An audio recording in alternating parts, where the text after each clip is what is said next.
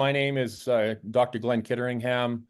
I'm one of the committee members for the Master Security Instructor certification. You would have, this is your second time joining us, you would have seen us before. And we're just going to do a brief round of introductions before we get into the body of the presentation. So, my apologies. So I'll start off with Sandy. Hello, everyone, and thank you for joining us today for this highly anticipated and exciting event. We're thrilled to have such a diverse global audience as we unveil our latest certification, which promises to revolutionize the security training sector of our chosen industry. The Master Security Trainer, MSS, is just not another certification. It results from extensive research, innovative thinking, and a commitment to excellence. We can't wait to share it with you. We also would like to provide you some additional information about our Certified Protection Officer program, the CPOI. This is a completely new track for instructors, the CPOI, as well as the MSI. So our team here today will share as much as possible about both of these certifications, along with the process and so on and so forth. So let's get started. Let's go to the next slide. And I encourage everybody to start putting any questions in the chat room. Additionally, if you would like to just drop a note to say where you're from, just get to know the other participants if you so choose. It's not mandatory. At the end, we will do a Q&A and hopefully answer any questions and provide you with some good information here today. Thank you. All right. Nadeem. Thank you, Glenn. Good afternoon, good morning, depending wherever you are in the world. My name is Nadeem Iqbal. I am the Regional Director for Middle East, North Africa, and South Asia. Been associated with IFPO for more than 16 years now. And I have been delivering programs of IFPO in my region for last 8 years actively. A member of the committee of the MSI, and I'll be talking on the next slide when my turn comes. But for now, introduction over to Kevin. So, good day, everyone, wherever you are in the world. It is a very distinct pleasure to be part of this committee. And to introduce myself, I'm Kevin Palacios. I'm the Regional Director for IFPO in Latin America, being a member for 20 years already at this organization. And what else can I tell you? I am very excited of IFPO opening a new development pathway for instructors. Before we had the CPOI, now with the MSI, we believe that this is going to bring a lot of good for the industry. And we'll be glad to share some information about that with you. Thank you. Again, good morning, everyone. So just a little bit of my background. I've been involved with in the security industry for 34 years. My first association with IFPO was back in 1991 when I got my CPO edition 2, I think. And ever since then, I've been involved in the security industry. And in the last several years, from a research capacity. I'll turn it over to Gary. I am Gary Bergen. I am one of the advisory board members from IFPO Ireland. I've been in the industry for over 25 years now, and I've been involved with IFPO for just over 3-4 years. Thank you. Matt's unfortunately unable to attend today. He had something come up at the last minute. Work comes first. So this is our team today. And so thank you. Nadeem. I'll take that on. Thank you, Glenn.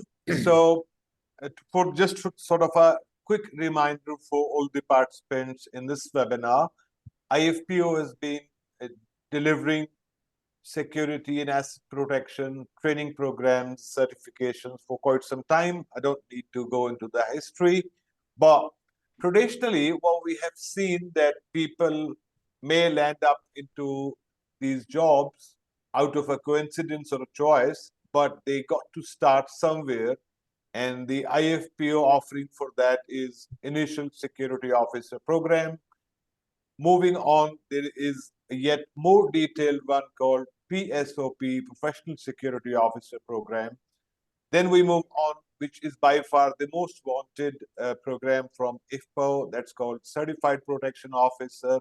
And then as people gain some experience and insights into the industry, they further come back to us for strengthening their portfolio through Certified in Security Supervision and Management.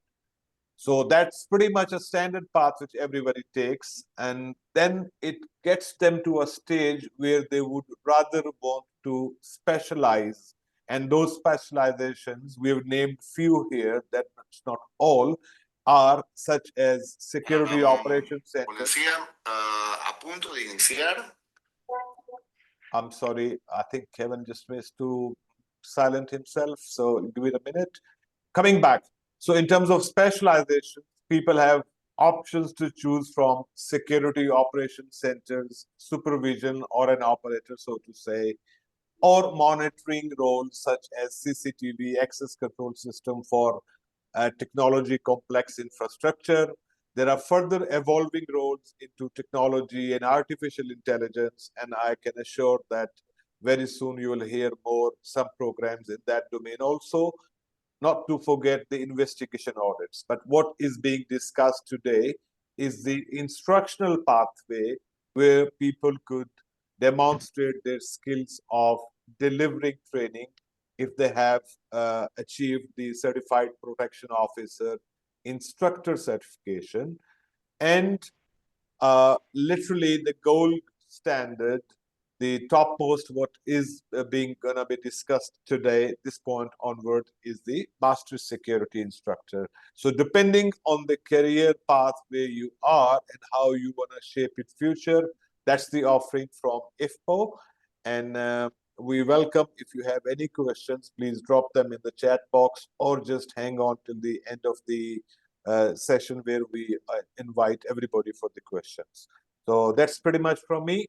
Best of luck for the remaining webinar. Okay, before I proceed to the next slide, I just want to add a brief reminder that for those of you, IFPO has created a career planning guideline. You can go to the website and download it. It's in its first edition right now. It's been very, very successful. We are creating a second edition actually, and that should be out by Christmas time. We recognize that a lot of people are struggling, particularly when you start at a junior level and working your way up through the ranks, so to speak, from a career planning perspective. So we've been providing that guidance. And so again, if you want to get it, the first edition, you can go to the IFPO website and download that document for free. Gavin? Well, I'm very glad to speak about the CPOI certification. So CPOI stands for Certified Protection Officer Instructor. CPOIs are certified protection officers who have made a significant professional commitment towards advancing themselves as instructors. And these instructors basically are authorized by IFPO to teach the CPO program and any part thereof. Basically, the advantages or the benefits of having a CPOI will include being able to be recognized as a official IFPO endorsed instructor for IFPO materials for all of our certifications. CPOIs in many cases are also researchers, professors, teachers, so they can actually also assist with the further development and the actualization of all of the IFPO programs that Nadim has just explained to us. And having this endorsement as a instructor by IFPO for IFPO training materials and so on, it will basically benefit, of course, your career as a instructor. CPOI is, I believe, the best way to start your path as a instructor, especially if you are transitioning from other roles.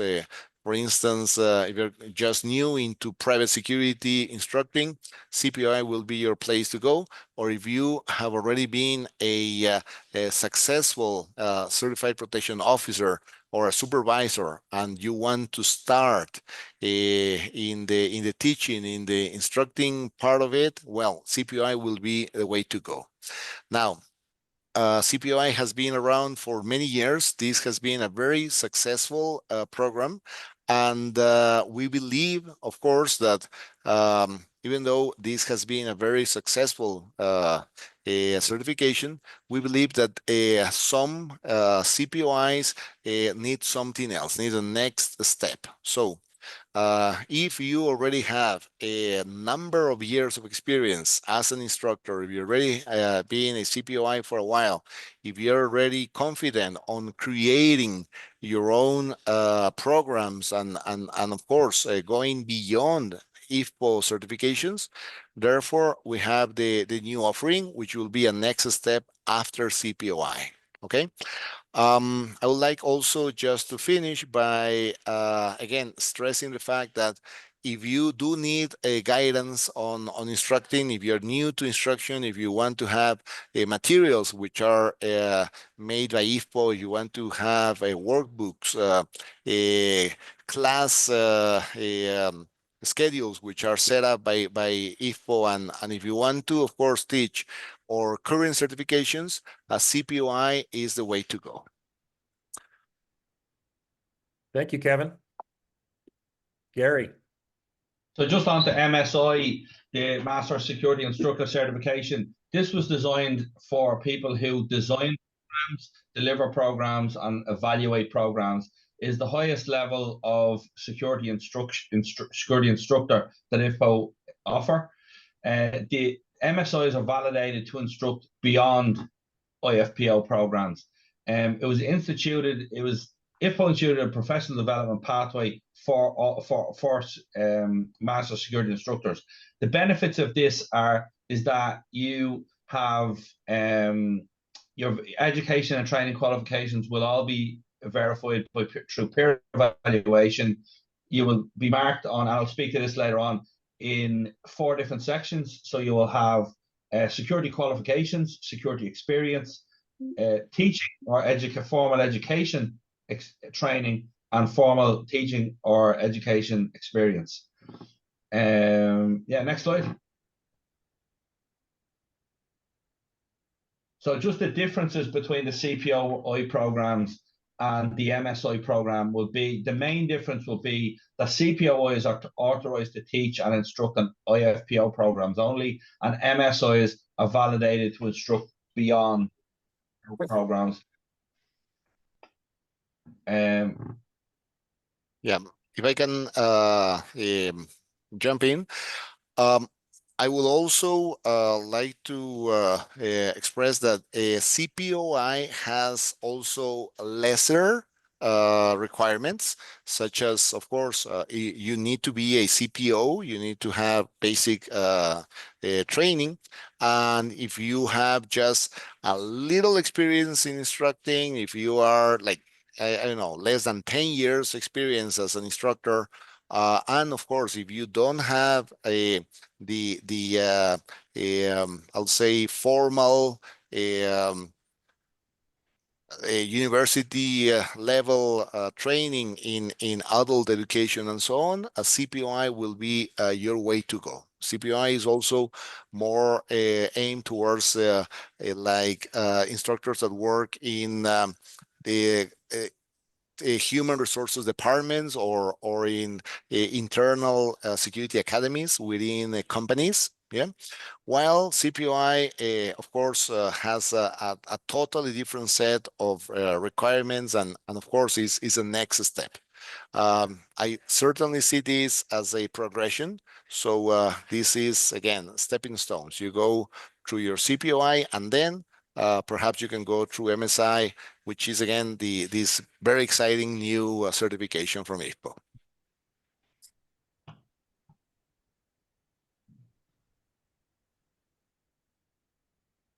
Gary?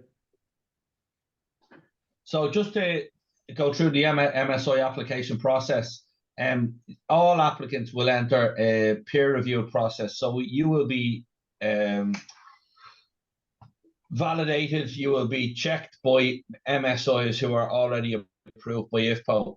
There will be 5 main sections to it. So you will have a document assessment. This will be completed by 2 of the MSI assessors. And we've broken the application form down into 4 main parts, which we've already spoken about. So you'll be graded 25% on your security qualifications. You will be graded for 25% on your security experience. You will be graded for 25% on your adult education and adult instructor qualifications, and you'll be for the last 25% will be on your adult learning, adult education, and instructor experience. So you will need to get a minimum of 15% in each of the categories, and you will need 70% to pass the document assessment stage. Once you pass the document assessment stage, you'll be passed on to two of our MSI assessors. So they will interview you. So what they will do is they will go through your application. They will verify the information that you've given. They will ask you some test questions that you should know if you have the levels required. Based on that, then you will have a recommendation from your 2 DA document assessors. You will have a recommendation from your 2 interview assessors, and they will go to the 2 MSI registrars, which is myself and Dr. Kittingham. So from that, we will make an assessment that will go to the IFPO Global Advisory Board. And then if once that's signed off, then you will be admitted as an MSI. So if I could just jump in here, just to add some background to this from a couple of different perspectives. The first thing I want to talk about is the application form itself. We are issuing a new application form to further clarify how to fill it out.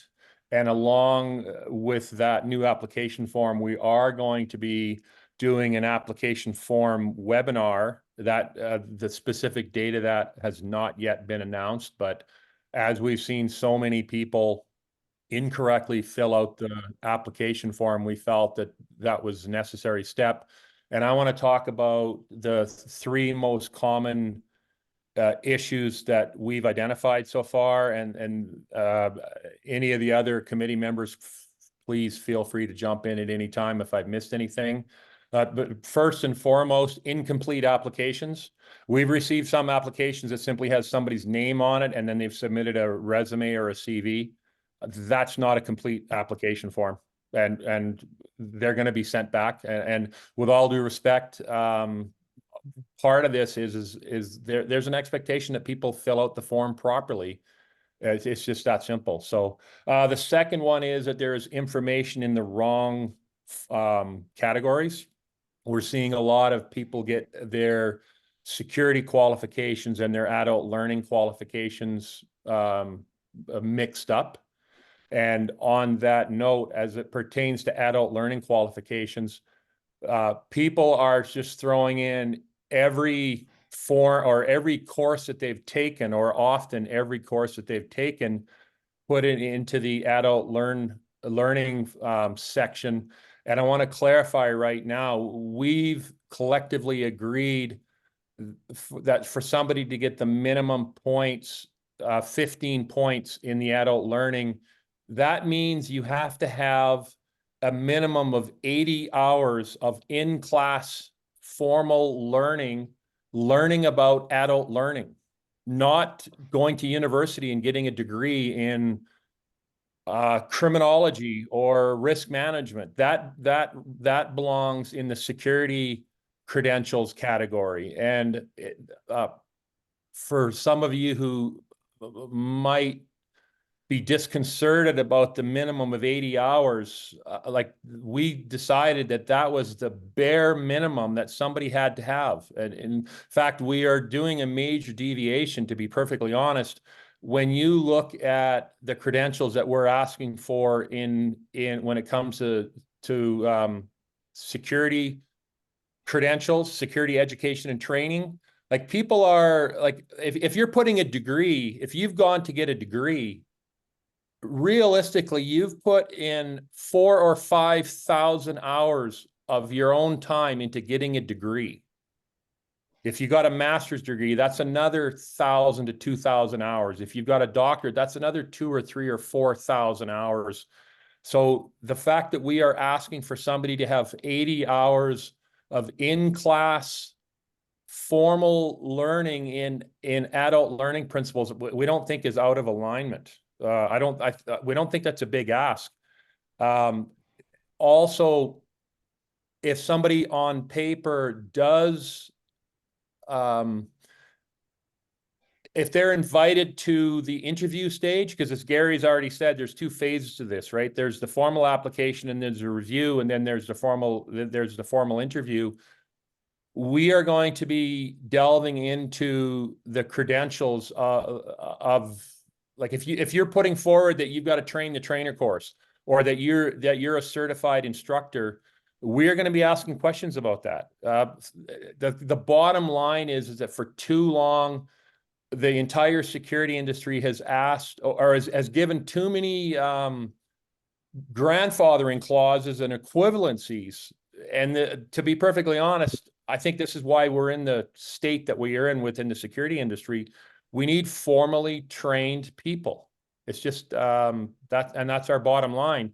So again, the people are misunderstanding what we're asking of them when it comes to adult learning. And I just want to clarify again, in section F, we are asking for you to tell us what formal adult learning that you've taken in adult learning instruction, not in, as I said, in security or in anything else.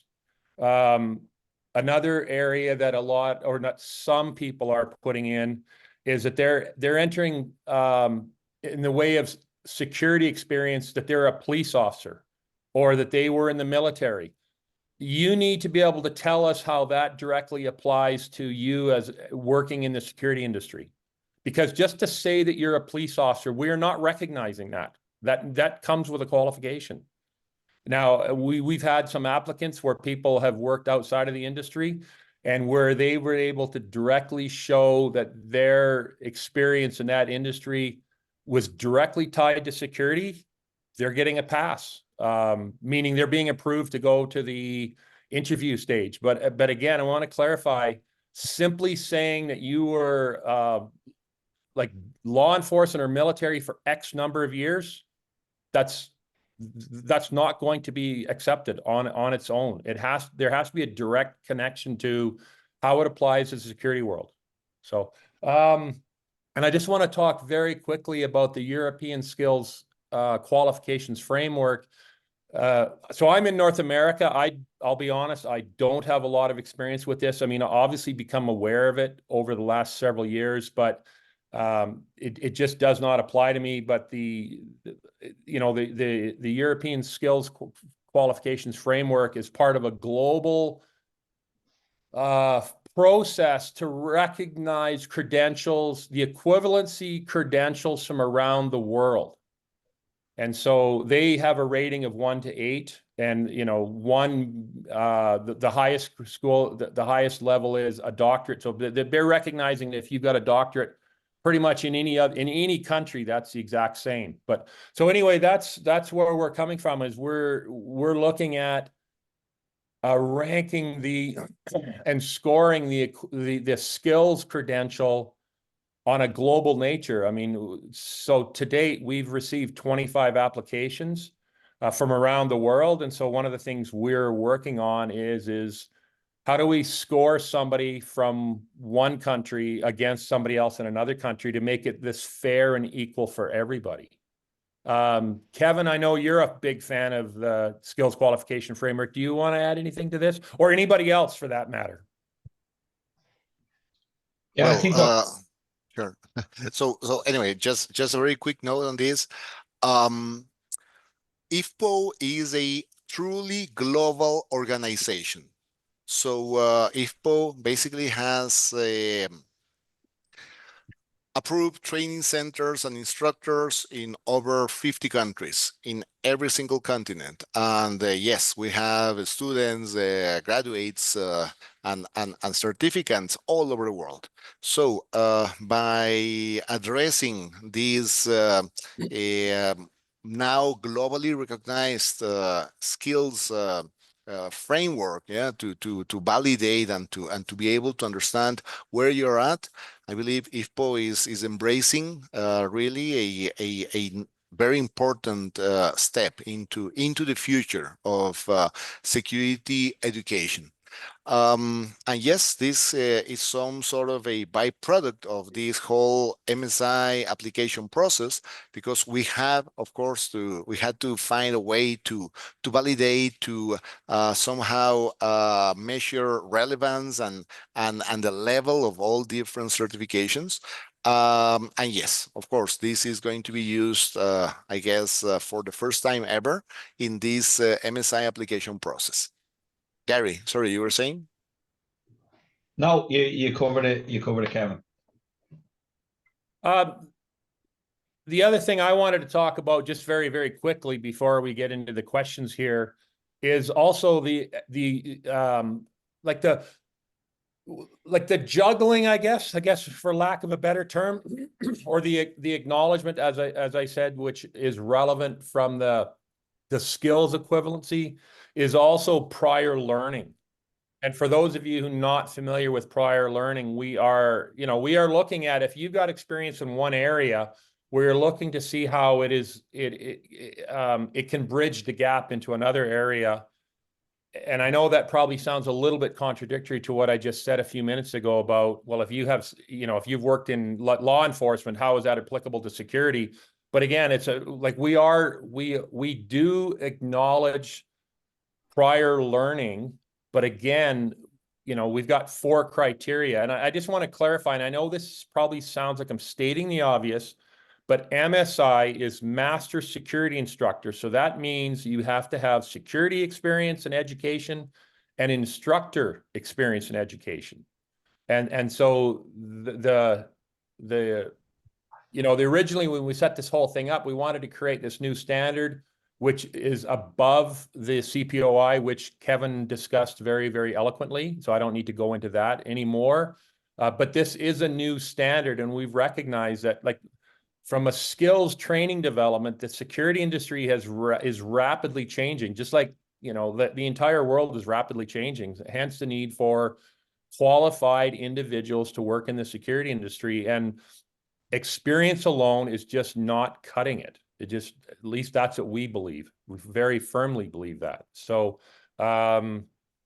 anybody else anything else to say about what I've said before we get into the questions? Because we are nearing, the last thing for us is that we're in the Q&A session. And if you submit your interest before the 30th of November, there is a 20% discount. But I want to clarify that with the number of applications that we are getting, and the fact that, for all of us, this is something that we're doing in addition to everything else we're doing. It may take a little bit of time before we can absolutely get to everybody's application form. As we work through it all, we are, to be perfectly honest, between the applications forms themselves and the documentation, we are viewing hundreds and hundreds and hundreds of documents. And we've also had to, we've created a scoring rubric. So we are very diligently working on this, and we ask you and thank you for your patience. So before we get into the questions, comments from the rest of the committee. Just if I can add, if people are making an application and they reference a certificate on the application, they must supply a copy of that certificate. We can't just take your word that you have a CPP, for example, if you don't supply a copy of that CPP. So we need verification, because it will just lead it to a delay in processing your application. The more complete your application is, the quicker it will be processed.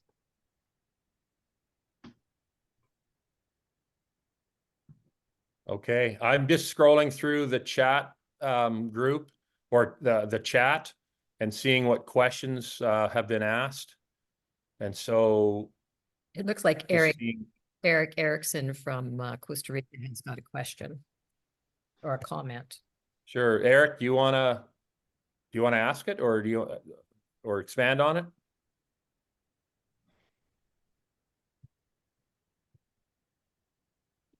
You're on mute.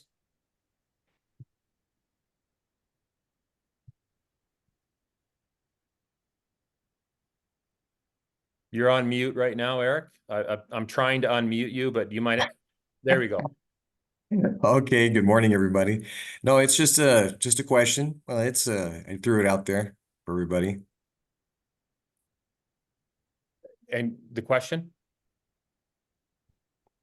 No, just the question would be about how we look at the transferability of certain skills, abilities, and knowledge from one set to another. Okay, well, I mean, I think to reiterate, I mean, that's why, I mean, the two-phase application processes, we're looking to see if people qualify on paper, and then once they achieve the minimum scoring of 60 out of 100, a minimum of 15 in each of the 4 categories, then they'll be invited to the interview process. And if that's where we're going to delve into the qualifications of the applicant to determine if they are indeed meet the MSI criteria. And you know, again, you know, we've touched on a lot of this stuff, but yet it's the prior learning, it's the experience. Like, people have certifications on all kinds of things, but when you delve into how do you achieve that certification, it's, well, they attended a 1-hour webinar, or they attended a 1-hour lunch and learn, and they didn't actually do anything. They just sat there. Like, their main achievement was to stay awake. And I'm being a little bit facetious right now, and I'm not saying that about anybody here, but it's, you know, all of our experience over the years in dealing with people who with self-professed security expertise, when you start asking the questions of, well, what makes you an expert? They actually, at the end of the day, they often cannot say other than, well, I'm an expert because I said I'm an expert. So as Gary said, this is a peer review. So I hope that answers the question, Eric. Kevin, there's a participant, Francis, who has his hand up. Yeah. Do you have a question, sir?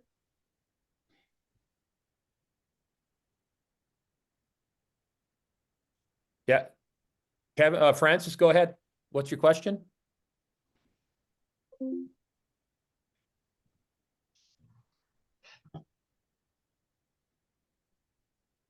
I'd like Kevin, to chime in just Francis, go ahead. You're not on mute.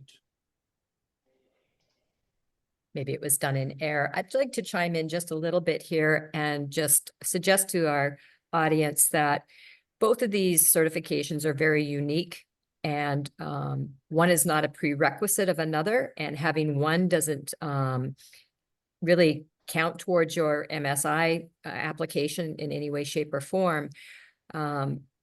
It's an instructional pathway for your career, perhaps, which you may not qualify for the MSI today.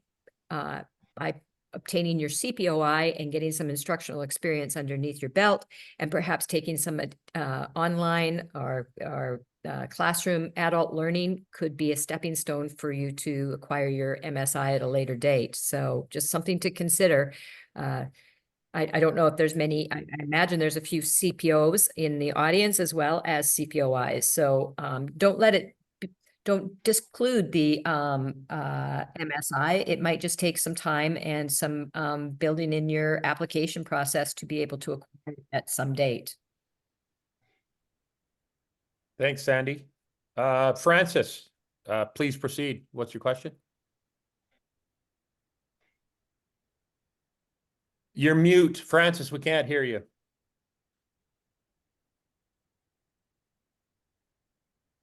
Perhaps he can put his question in the chat. Right. Yeah. If you want to enter your chat. And we've got a question here from Michael Murdoch. Michael, I don't know if we've answered your question or not, but Michael said that I'm currently completing the CSSM course. but my UK advisor informed me that there's a training provider course. My background is that I've been teaching the SIA, Security Industry Authority courses in the UK for the past 8 years. Could I get more information on this? Not sure if you want more information on training courses. One of the things that we've, like IFPO itself, we offer various courses, but there's also a host of, obviously a wide variety of academic institutions, colleges and universities all over the world who are offering courses in adult learning. And so we encourage you to go and look at those, either local, national, or international institutions that offer that formal adult learning course or that formal adult learning instruction. And again, we're looking at a minimum of 80 hours in class. However, those hours are counted.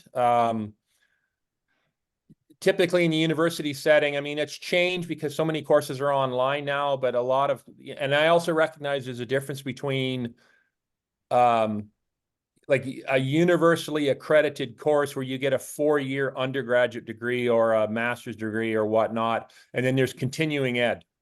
And typically those are non-credit courses, but often the instructors who are teaching continuing ed or continuing education, non-credit courses, are also the same instructors who are teaching university courses. I was one of those instructors. I taught at the University of Calgary for 13 or 14 years, and they had a 300-hour certificate in security management. They have a number of courses in adult learning. Anyway, I taught at the Security Management Certificate. I also taught at the Justice Institute of British Columbia for 14 years in an undergraduate degree in emergency and security planning. And for me, there was no difference. My expectations for my students in continuing ed were the exact same expectations I had for my undergraduate degree students. So, you know, I recognize that maybe not every instructor is like that, but as I'm saying, I just want to reiterate that there are lots and lots of courses out there. And if you need to get your 80 hours of formal training, then we encourage you to look at the colleges and universities. So, Gary, you. Yeah, Glenn, just to back up what you said earlier on about, you know, someone with, you know, 22 years in law enforcement or 22 years in the military, we have to take what you've done into context in your application. So if you've 22 years in the military as, for example, a cook, that wouldn't qualify you as an MSI. But if you were 22 years in the military doing risk assessments on military bases, that would qualify you. So we just need to know the context in which you would be making your application and using either military or law enforcement or prison officer experience. Thanks for that clarification, Gary. We've got a question here from Emilito Canoy. I hope I got the name right. My apologies if I didn't. Does it mean that we need to undergo the CPOI first before an MSI? No, you don't. If you wish to apply for your MSI, then good luck. Fill it out, submit all your credentials, and we'll look at it.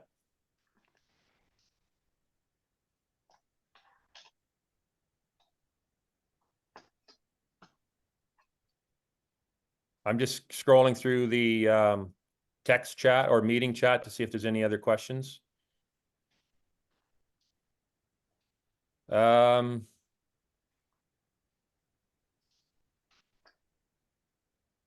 Okay. If you do have any questions, please submit them now. I'm also mindful of the time. We're into the presentation 40 minutes now. I mean, we'll wait a few more minutes. If there are no more questions, we'll just, like I said, we'll wait a few minutes, but nothing saying we have to go for the entire hour. And so I'm getting the impression that we have answered most people's questions.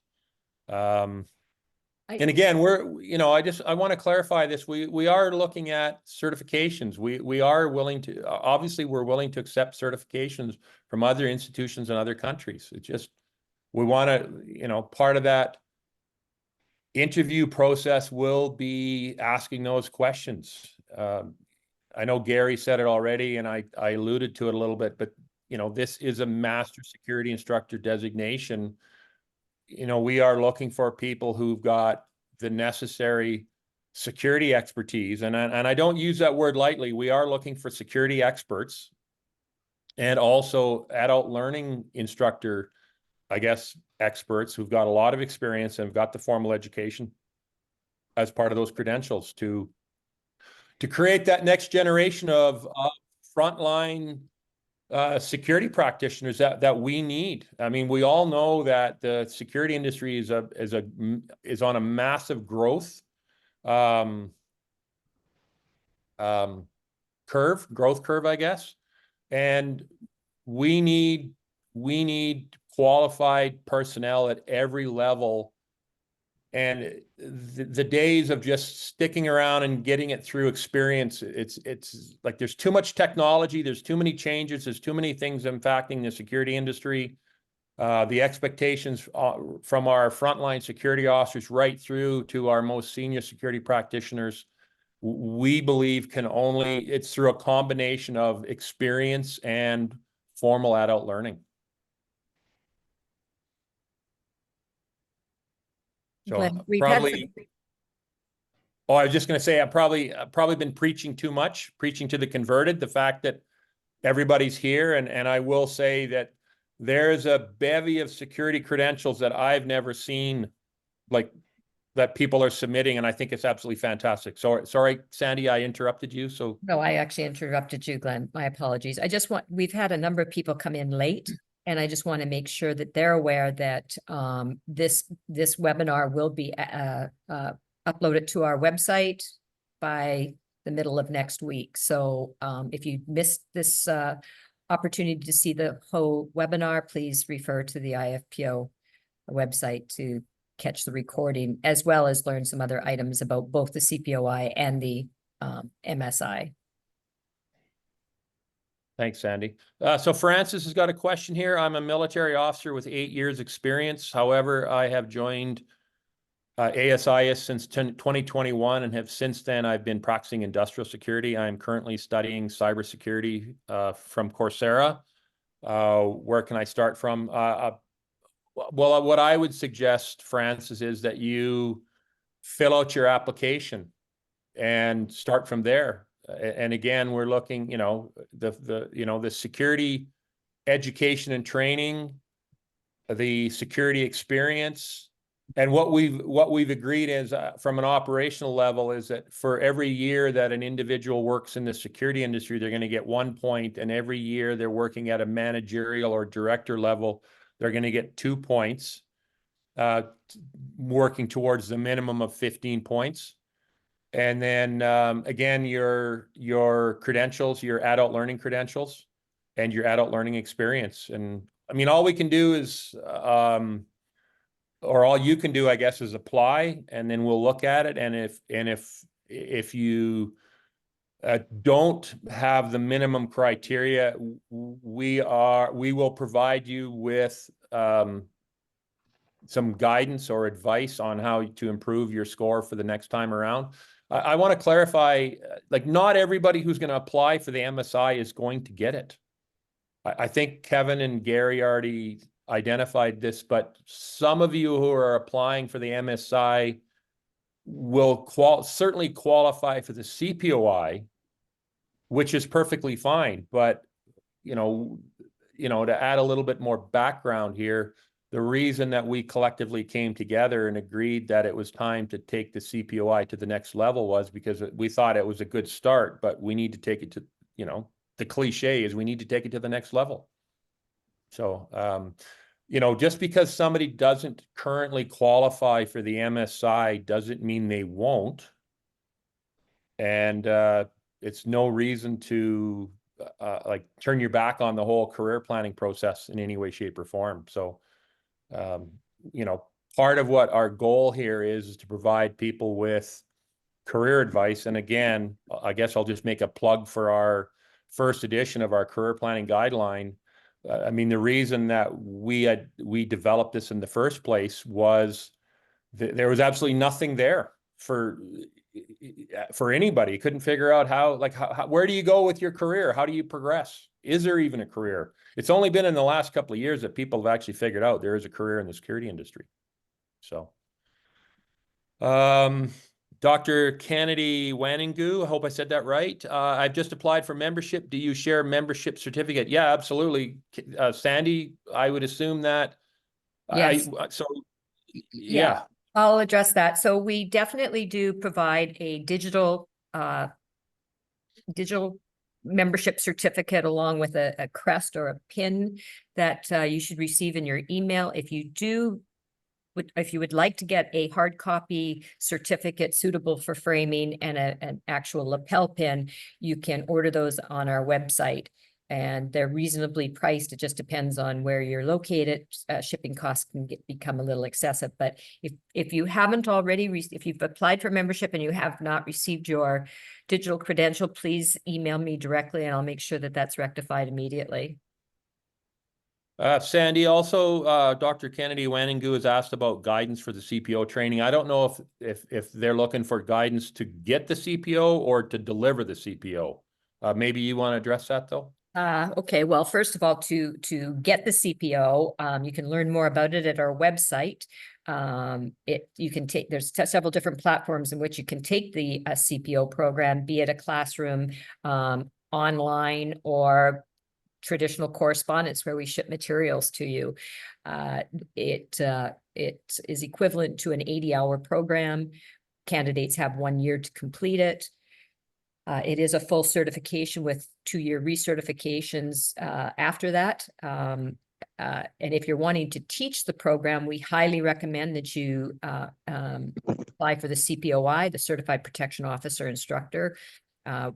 Once you acquire that certification, you will be you'll receive lesson plans, PowerPoints, multiple test questions, practice quizzes, and a whole vast instructional toolbox, I'll refer to it. So it will help you prepare for delivering the CPO program, but additionally assist you a great deal in having success with your students.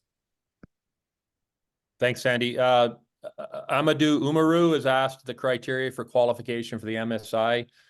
So the criteria, I mean, we can just go back on the PowerPoint slide very quickly here, but there's 4 criteria.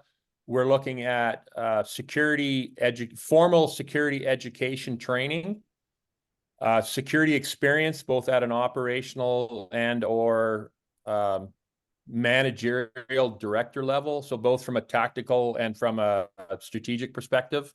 We're also looking for formal adult learning.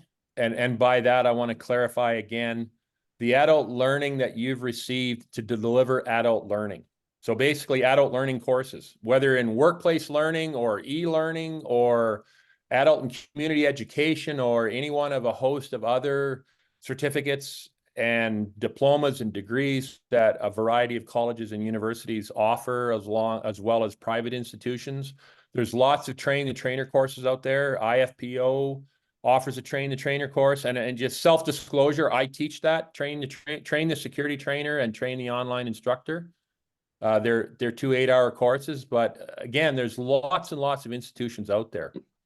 And so, and again, there's lots of private sector organizations that provide train-the-trainer certificates. However, it's been my experience that in some of those situations, it's people who have taken the course itself who are then qualified according to that organization for them to train it. And from our perspective, like it sounds like we're being pedantic here, and I probably am, but what we are looking for is people who have taken formal training and instruction in how to deliver adult learning content. And then the fourth criteria is experience in delivering adult learning content. And I know Gary already said it once, but I'll say it again. We are looking for people who have done more than just, I'll just use this as an example. Like you need to have done more than just delivered a little bit of training to a couple of security officers once or twice over the last 5 years. And I know that's a slight exaggeration, but I'm just trying to make a point here is that we're looking for people, you know, to get this MSI who have, from our perspective, you know, have made a career decision to get involved with adult learning. Now, we're not looking for absolute experts where you're spending 2,000 hours a year in the classroom. That's not what we're saying. So again, that's why, you know, we've got the written portion of it, and then we've got the interview portion of it. Gary, do you want to add anything more to this again? I know we've already gone over this a couple of times. Yeah, no, and I think, look, putting a webinar together to go through the MSI application process. So we will be doing a webinar on that, and I'll go into it in detail of the scoring rubric that we've devised. So it'll give people a lot more clarity. But yeah, I think just to back up what Glenn is, this is not just a glorified CPOI. This is a high level qualification. Amadou Umaru has stated that I'm in military and my area of specialization is intelligence and security. Also, I have taught intelligence and security related courses in the Nigerian Army Intelligence School in Lagos. I've gained operational experience in the field. And please avail us with the PowerPoint for further studies. Absolutely, we will. I will say on the surface, Amadou, I would strongly encourage you to apply. We'll look at your credentials and then, you know, we'll go from there. But no promises for anybody. We're working our way through this process. And I want to ask people for your patience as we work our way through this entire process. We haven't got it perfect, but we're trying really hard to get there. If successful in the application form, what programs does it allow an MSI to deliver? Well, we're not an approving body. I mean, we are giving from our collective experience and education and training, we're created this MSI certificate, what we see as proof of expertise, but we don't tell you what you can and cannot deliver. That's entirely up to you. And, you know, we want people who have gone through this process to feel confident in delivering content.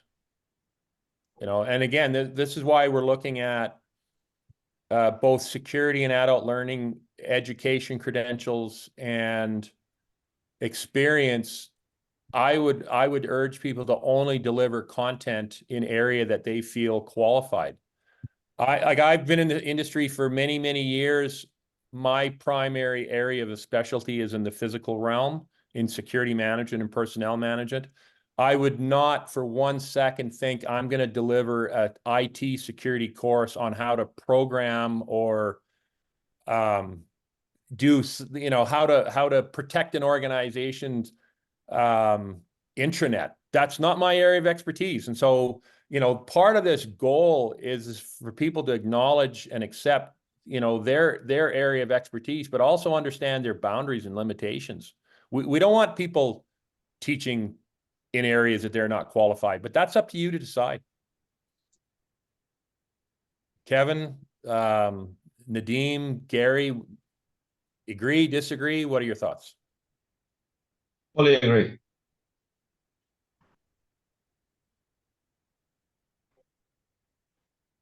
Okay.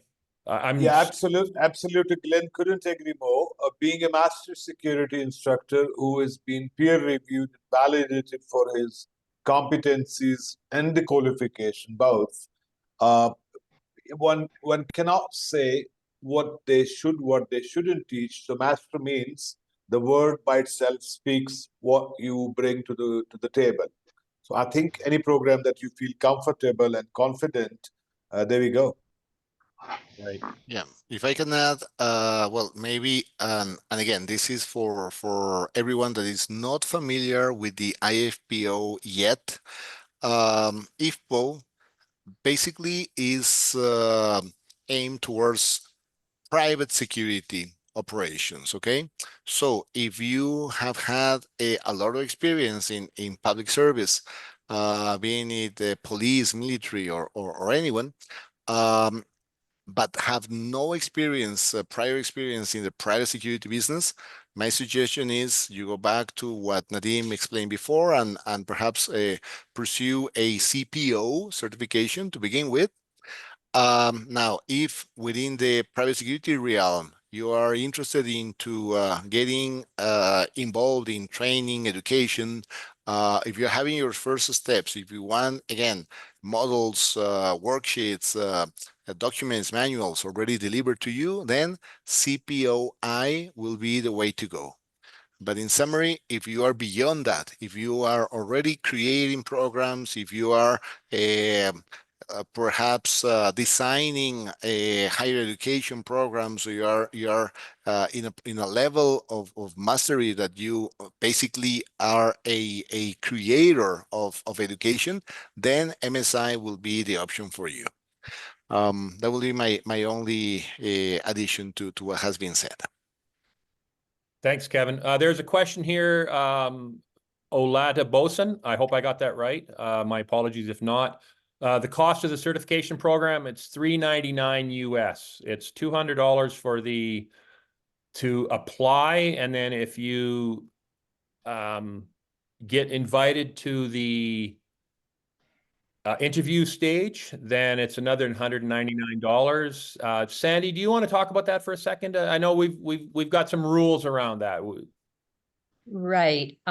It can, all that information is available at our website, but basically the program, the complete payment process would total $399, but you do not, it's not required that you pay for the entire program until you can do it in steps. And keep in mind too, up until November 1st, there's a code on the last slide here where you can get 20% off. So actually, if you submit an application, the fee is $199.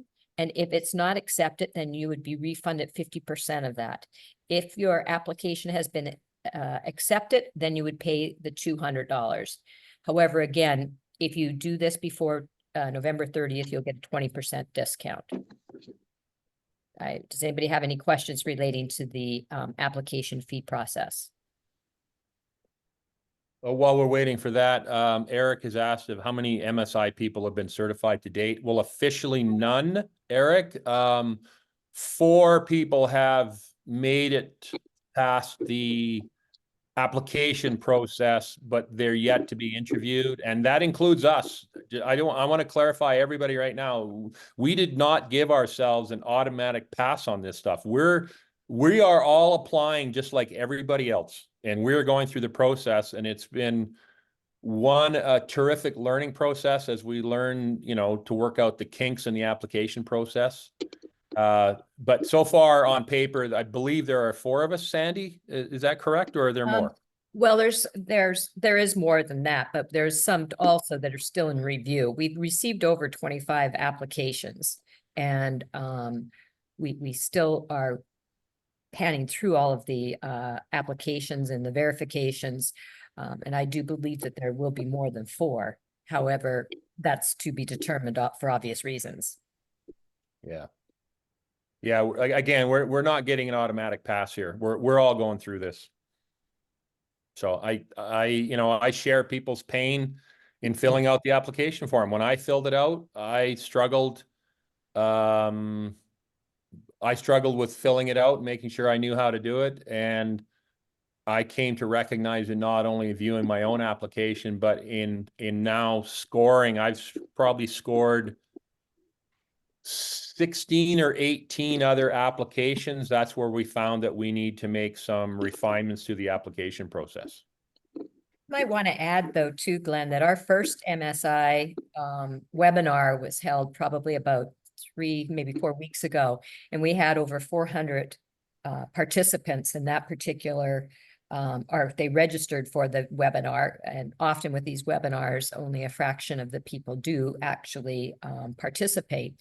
I see that there's a good substantial number today, and there seems to be a very large interest in this program. IFPO just was at ASIS GSX in Orlando, which is the largest security trade show on the planet. And we were focusing on our MSI certification, and there was certainly a lot of interest about it. And I think that people are sort of being cautious right now too, because it is so new, that I think once we start awarding the MSI's certification to qualified individuals, they will get a sense of it's working, it's going to happen, and it's going to be a reality. So I think that is impacting it as well. But like I said, the interest has been tremendous.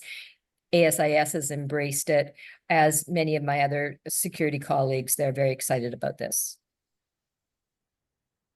Thanks, Sandy. Glenn, if you allow me just to make a comment here. So the process of developing the competency pathway and the whole documentation and how it will be reviewed, different phases in the application processing, that is what is new to us, and how people perceive it, what challenges they face. I see one of the comment there that it's interesting that it's a learning process. Yes, we're learning the user's experience and people, how they express interest and what all questions they have. So from being a body who supports this validation, we know exactly what it is, but the challenges that people can face and how we can help them to navigate those, that's a learning process for us. I hope that clarifies it, Eric. Yeah. You know, on that point, Nadeem, I want to clarify for everybody, like, we're creating new knowledge here. Like as a group, as a collective group. I mean, this, you know, we're all bringing years and years of experience from a number of sectors. We are all security practitioners. Sandy brings many, many years of experience as the executive director of IFPO and managing, you know, multiple programs from all over the world. And yet, you know, to Nadeem's point, this is a learning experience for us. And at the end of the day, I mean, if you look at this from a Maslow's hierarchy of needs perspective, we are at the self-actualization stage where we are creating new knowledge and new processes. And so I appreciate, you know, we've got some terrific comments here. Anthony McCullum, I applaud your transparency. Thanks for integrity. Absolutely. We strongly believe in this process. And, you know, I know we've said it several times, but for us, we hope to take the security industry to a whole new level with this, because this is something it's not there. I mean, there has been no formal security and, you know, requirement for security instructors. You know, we've all struggled. We've all been there. We've all sat in the classrooms, came to that realization that we needed more knowledge. We needed to do better, and hence the desire to, you know, for us to learn ourselves and go get our butts back in the classroom. So again, you know, new knowledge for all of us, a new process, and I appreciate everybody's patience, but I also recognize that at the end of the day, we're going to need to deliver to everybody here who's interested in this. So that's, I can get off my soapbox now. And if I could just add, to that, you know, we're talking. Sorry, Gary, you're cutting in and out.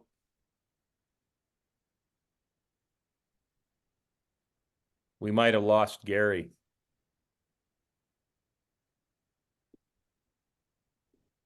I think we might have lost Gary. I believe. You know what? Sorry, Gary? No, I don't think he is back. Certainly, I think we have just run over the clock. So those who have had their questions answered and they wish to leave, by all means. And if somebody still wants to hang on and have got any further clarifications, welcome now, or you could even drop an email. There was a comment about WhatsApp group. Unfortunately, we do not have a WhatsApp group for this because that becomes quite taxing to different people who would answer what, etc. So one-on-one comms by email are certainly a better option, if I may say so. Thanks, Nadeem. And yeah, we are over. It's 5 minutes over. Just one final question here about where can you find the application form, ifpo.org. You go to the website and the application should pop up right there. Correct, Sandy? That's correct. Absolutely. Right. Make sure that they get the code that's on the last page. If you could just take that, there we are there. That's the code that you would use to enroll in that program. And if you're interested in the CPOI program, I'd ask anybody who's in attendance to use the same code, sorry, not the same code, but if you would like to take 15% off of the CPOI application, please do so on the drop down. And I'll be able to verify your attendance by the registrations of the webinar. So that's another offer of 15% off on the CPOI. Right. Anybody who's listening but not watching, that's MSI 2024 pound 2. MSI 2024 pound 2. So on that note, we're going to wrap this up. Again, we're a few minutes after. Appreciate everybody. Almost everybody stayed right to the end, which is fantastic. A lot of times people drop off. So Gary's coming back. So anyway, I thank you so much, everybody, for your time on this. You think this is important. We think it's important. You can continue to send questions in to Sandy. Sorry, Sandy, I volunteered you for that, but That's okay. It's not the first time you've done that. right. So we think we think we've answered all your questions, but this is recording and it'll be uploaded to the website, Sandy. Yes, as will the PowerPoint. Right. And we also want people to, again, we want to remind everybody that we are going to put together a PowerPoint presentation on how to complete the application. That will look for that to be announced date sometime. I would suggest probably within the month, but don't hold me to it. So I just also want to thank everybody for attending. Very much appreciate it. And if neither of these certifications are of interest to you, or you're not at that point in your career where you might be interested, please share this information with other officers, because statistically and obviously having professional development programs within your department lends so many benefits that, I mean, the list could go on and on. So please share the information too. Thank you for attending.